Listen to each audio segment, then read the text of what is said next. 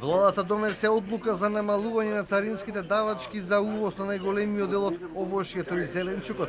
Од 65% висината на царините се намалува на 10%. Одлуката нема да важи за доматите, краставиците и пиперките, се со цел домашните производители да имаат поконкурентни цени од оние кои ќе стасаат од странство.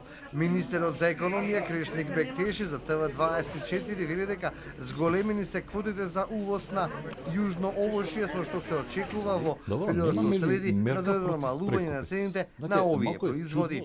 Зголемениот извоз не е само заради зголеменото производство, туку зголемениот извоз е заради тоа што е наменето за нашиот пазар се продава надвор од државата. И тука ние, значи, два пати губиме како држава, и тоа јас јавно сум го кажал.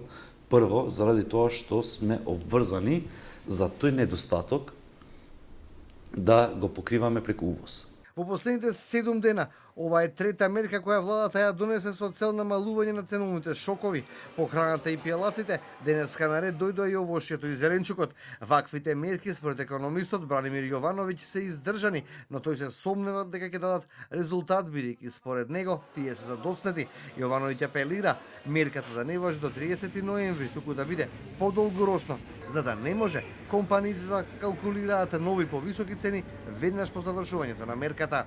Цените нема никош да паднат. Значи, оваа мерка ќе направи инфлацијата да се намали од 8,5, не знам, сега веројатно на 7, после тоа на 6% или така нешто, ама нема да ги намали цените. Ако земете вкупната потрошувачка кошница, која што се изнесе околу 50.000 денари, таа нема да се намали. Се што може да се направи таа да стои на 50.000 денари, ама никако да се намали. И тоа е многу важно да се свати во целава ситуација, дека оваа мерка не е доволна. Оваа мерка е потребна. Информациите од Државниот пазарен инспекторат вела дека и денеска инспекторите затекнале непочитување на мерката од страна на трговците и пломбирале уште неколку дуќани, откако викендов пазарните инспектори затворија неколку ланци на поголеми маркети поради обид за манипулации со цените во продажбата на мало.